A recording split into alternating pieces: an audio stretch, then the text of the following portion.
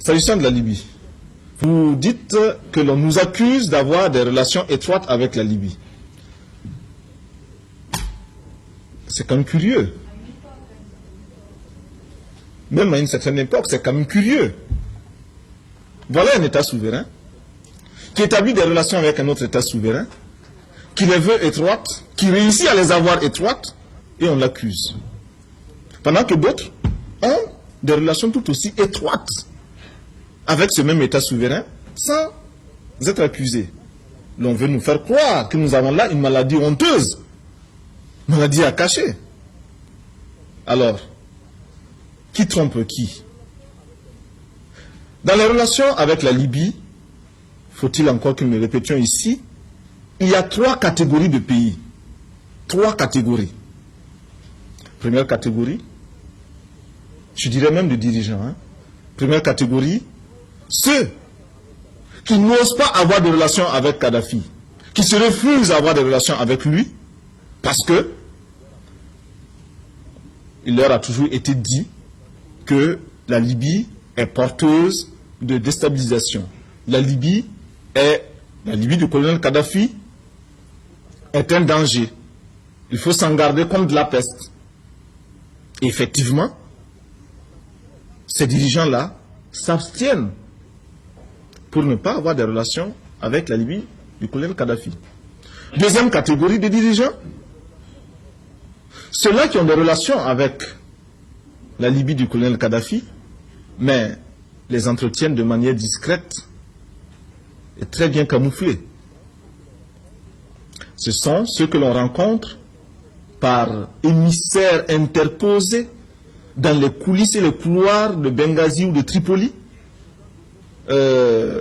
faisant des détours par d'autres capitales avant d'aboutir en Libye, pour passer inaperçus, mais enfin rapportant des pactoles qui sont tout aussi valables et intéressants.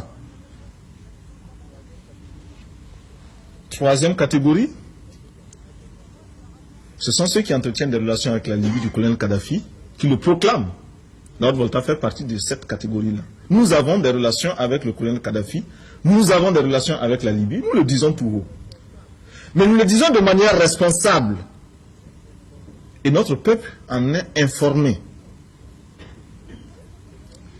Ce qui nous laisse les mains totalement libres.